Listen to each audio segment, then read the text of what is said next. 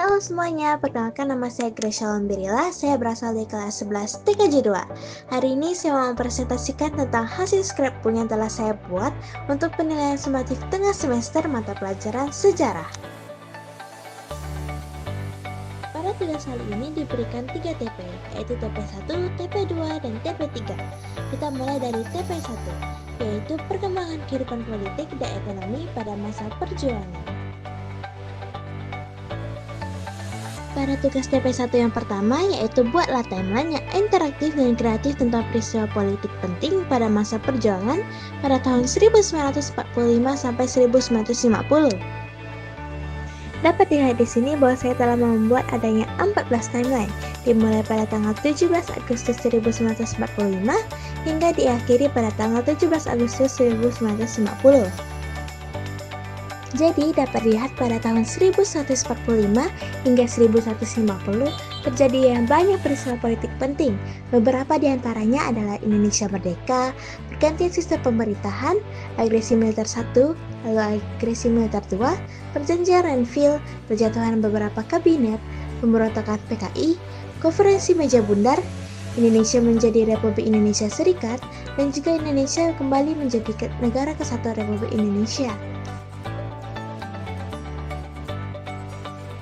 Lanjut kepada soal bagian 1A, yaitu jelaskan perubahan sistem pemerintahan dari presidensial ke parlementer. Perubahan sistem pemerintahan dari presidensial ke parlementer yaitu kekuasaan yang awalnya dipegang langsung oleh presiden berpindah ke Perdana Menteri yang bertanggung jawab kepada parlemen. Lanjut kepada soal 1B, yaitu tunjukkan peran kabinet-kabinet dalam upaya diplomasi dan mempertahankan kemerdekaan. Di sini saya mendapatkan beberapa kabinet yang berperan dalam diplomasi pada awal Republik Indonesia. Ada kabinet presidensial, kabinet Syahrir, kabinet Amir Safarudin, kabinet Hatta, kabinet RIS, dan Hatta III. Lanjut kepada soal TP1 nomor 2. Di sini saya memilih perundingan Linggarjati, yang dimana saya menggambarkan perundingan Linggarjati ini dalam bentuk peta konsep, yang dimana dalam peta konsep ini terdapat apa saja sih perjanjian yang disepakati dalam perundingan Linggarjati, dan apa saja dampak-dampak yang dihasilkan dalam setiap perjanjian yang telah dibuat. Yang pertama, Belanda mengakui secara de facto wilayah Republik Indonesia yang meliputi Jawa, Sumatera, dan Madura. Dampak positifnya adalah Belanda mengakui wilayah Indonesia secara de facto di wilayah Jawa, Sumatera, dan Madura. Dampak negatifnya adalah Belanda hanya mengakui wilayah Republik Indonesia di Jawa, Sumatera, dan Madura, tetapi wilayah lainnya tetap dikuasai oleh Belanda. Yang kedua, Belanda dan Indonesia sepakat untuk bekerja sama membentuk negara Indonesia Serikat atau Republik Indonesia Serikat atau RIS sebelum pada tanggal 1 Januari 1149. Dampak positifnya adalah dengan menerima konsep RIS, Indonesia bisa menghindari perang dengan Belanda. Namun dampak negatifnya adalah dengan dibentuknya RIS, maka sistem Republik Indonesia akan melemah. Yang ketiga, RIS akan menjadi bagian dari Uni Indonesia Belanda dengan Belanda dan Indonesia sebagai anggota yang sederajat. Dampak positifnya adalah Indonesia mendapatkan status yang lebih diakui di dunia melalui Uni. Dampak negatifnya adalah bergabung dengan Uni berarti Indonesia masih terikat dengan Belanda. Yang keempat, pemerintah Belanda akan menarik pasukannya dari wilayah yang diakui sebagai bagian dari Republik Indonesia. Dampak positifnya adalah dengan Belanda menarik pasukannya, maka kesempatan Indonesia berkembang menjadi lebih besar. Lalu dampak negatifnya, penarikan pasukan hanya berlaku di wilayah yang diakui secara de facto, sedangkan daerah lain tetap berada di bawah kendali Belanda. Lanjut pada soal TP1 nomor 3 bagian A. Dampak blokade ekonomi Belanda terhadap kondisi masyarakat dan pemerintah. Dampak positifnya adalah mendorong kemandirian ekonomi, meningkatkan semangat nasionalisme, dan juga mendorong dukungan internasional. Lalu dampak negatifnya adalah kelangkaan barang dan juga kenaikan harga, terhambatnya perdagangan, dan ekspor meningkatkan pengangguran. Lanjut kepada soal TP1 nomor 3 bagian B, yaitu strategi pemerintah Republik Indonesia seperti pinjaman nasional, diplomasi beras, Uang Republik Indonesia atau ORI. Pinjaman nasional merupakan penggalangan dana dari rakyat untuk membiayai pemerintahan dan juga perjuangan kemerdekaan. Diplomasi beras adalah menukarkan hasil pertandingan dengan bantuan dari negara lain seperti India. Sedangkan uang Republik Indonesia atau ORI adalah sebuah strategi untuk mengeluarkan mata uang sendiri untuk menggantikan mata uang Belanda dan Jepang. Lanjut kepada soal TP1 nomor 4. Bagaimana nilai perjuangan ekonomi dan diplomasi pada masa perjuangan kemerdekaan bisa diterapkan dalam menghadapi tantangan ekonomi atau politik saat ini? Jawabannya adalah bisa. Kemandirian ekonomi dapat dicapai dengan meningkatkan produksi dalam negeri dan juga mengurangi impor. Diplomasi ekonomi membantu memperluas pasar ekspor, menarik investasi, dan juga menjalin kerjasama dengan negara lain. Selain itu, semangat gotong royong penting dalam mendukung UMKM dan juga menggunakan produk lokal. Dengan menerapkan nilai-nilai ini, Indonesia bisa menjadi lebih kuat menghadapi tantangan ekonomi dan politik masa kini.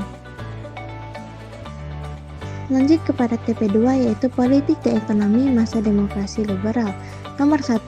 Analisis kabinet dan juga krisis politik.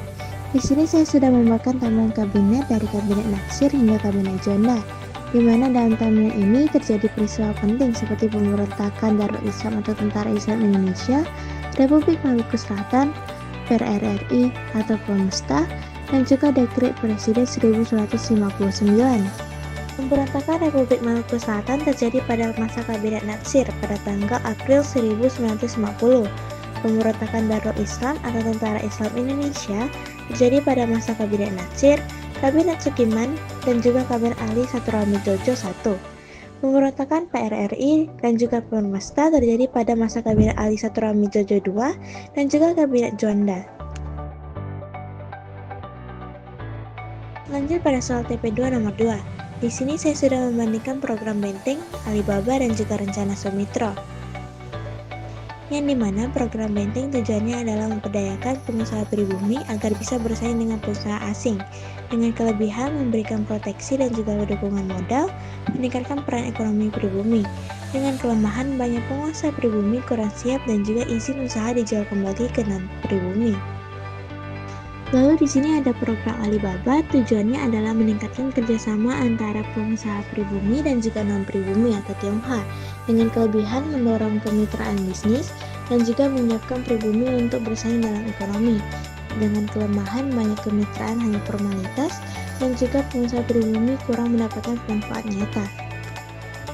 Lanjut kepada rencana Sumitra yaitu dengan tujuan mengembangkan ekonomi nasional dengan rencana 5 tahun berbasis industri.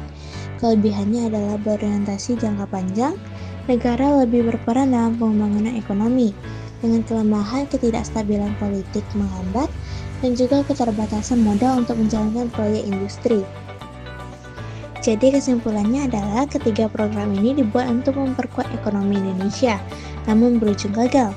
Walaupun gagal, tetap ada dampak positif yang dihasilkan sehingga nantinya ini dapat digunakan sebagai dasar untuk kebijakan selanjutnya.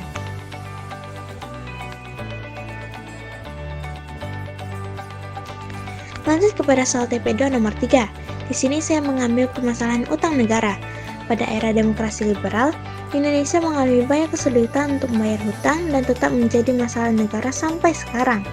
Solusi kreatif yang saya berikan adalah sanksi menunggak pajak, untuk menerapkan sanksi berat kepada masyarakat yang menunggak membayar pajak dan juga meningkatkan ekspor untuk membuat produk Indonesia agar dapat bersaing dengan produk internasional di luar sana.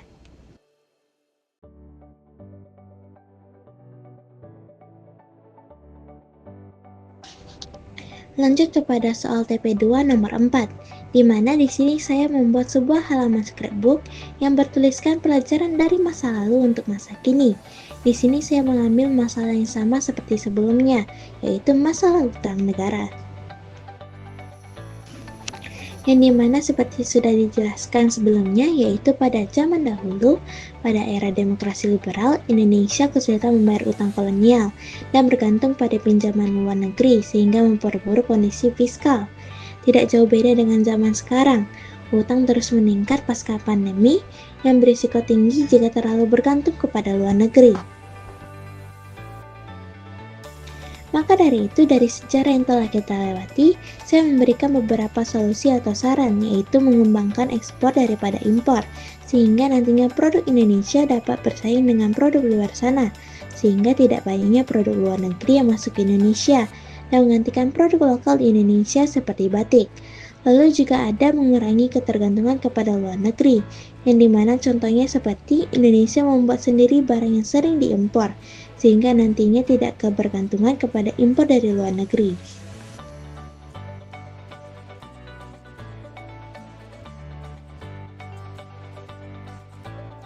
Lanjut kepada TP3 nomor 1.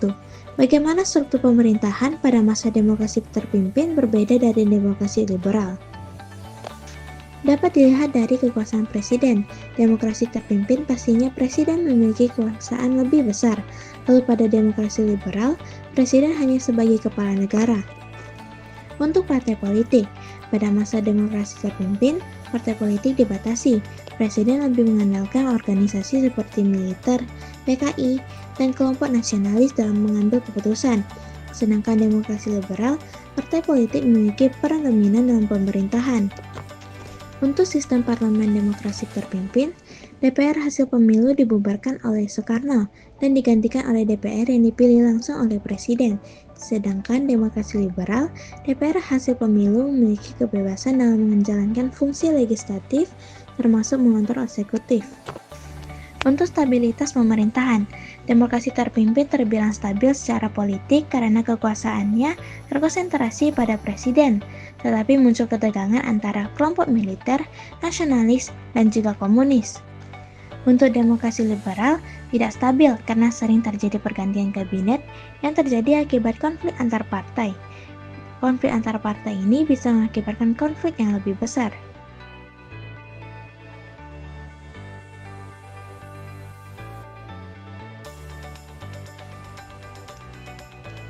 Lanjut kepada TP3 nomor 2. Pilih salah satu kebijakan ekonomi Soekarno. Di sini saya memilih Nasakom. Nasakom atau nasionalisme, agama, dan komunis adalah konsep politik yang dicetuskan oleh Presiden Soekarno pada era demokrasi terpimpin pada tahun 1959 hingga 1965. Tujuannya adalah untuk menyatukan 3 kekuatan besar di Indonesia. Tujuan Nasakom sendiri adalah untuk mencegah perpecahan politik, mewujudkan stabilitas politik, membangun pemerintahan yang inklusif. Dampak dari Nasakom membuat politik Indonesia tidak stabil karena ketegangan antar kelompok. Yang kedua, meningkatkan pengaruh PKI tetapi juga memicu perlawanan dari TNI dan juga kelompok Islam. Yang ketiga adalah kontribusi pada peristiwa 1165 yang mengakhiri kekuasaan Soekarno dan membawa Indonesia ke era Orde Baru.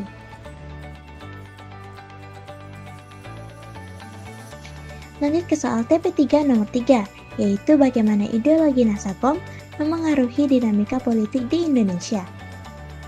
Ideologi Nasakom yang dicetuskan oleh Soekarno sendiri sangat mempengaruhi dinamika politik Indonesia pada era demokrasi terpimpin pada tahun 1959 hingga 1965. Beberapa di antaranya adalah sebagai berikut. Meningkatnya dominasi Soekarno, Nasakom sendiri menjadi alat bagi Soekarno untuk menempatkan dirinya sebagai pemersatu dalam konflik yang terjadi antar kelompok.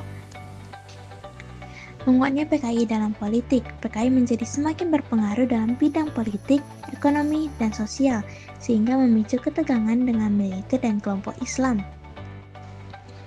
Konflik dengan kelompok Islam, partai-partai Islam seperti Masyumi dan tokoh-tokoh NU mulai khawatir dengan pengaruh komunis dalam kepemerintahan. Meletusnya peristiwa gerakan 30 September pada tahun 1965. Ketegangan antara kelompok militer dan PKI mencapai puncaknya dengan gerakan 30 September ini. Nasakom awalnya bertujuan untuk menyatukan berbagai ideologi di Indonesia, tetapi justru memperdalam konflik politik. Ketegangan antara nasionalis, Islam, dan komunis akhirnya memicu krisis besar yang mengakhiri kekuasaan Soekarno dan membuka jalan bagi Orde Baru di bawah Soeharto. Jika saya adalah rakyat pada masa itu, saya tidak akan mendukung demokrasi terpimpin karena kekuasaannya terlalu terpusat pada pemerintah saja, terutama presiden sendiri. Dalam sebuah negara, menurut saya, rakyat seharusnya ikut berperan dalam mengambil keputusan negara, bukan hanya mengikuti kebijakan yang sudah dibuat oleh petinggi atau pemerintah. Demokrasi seharusnya melibatkan sebuah anggota negara, tidak hanya satu pihak.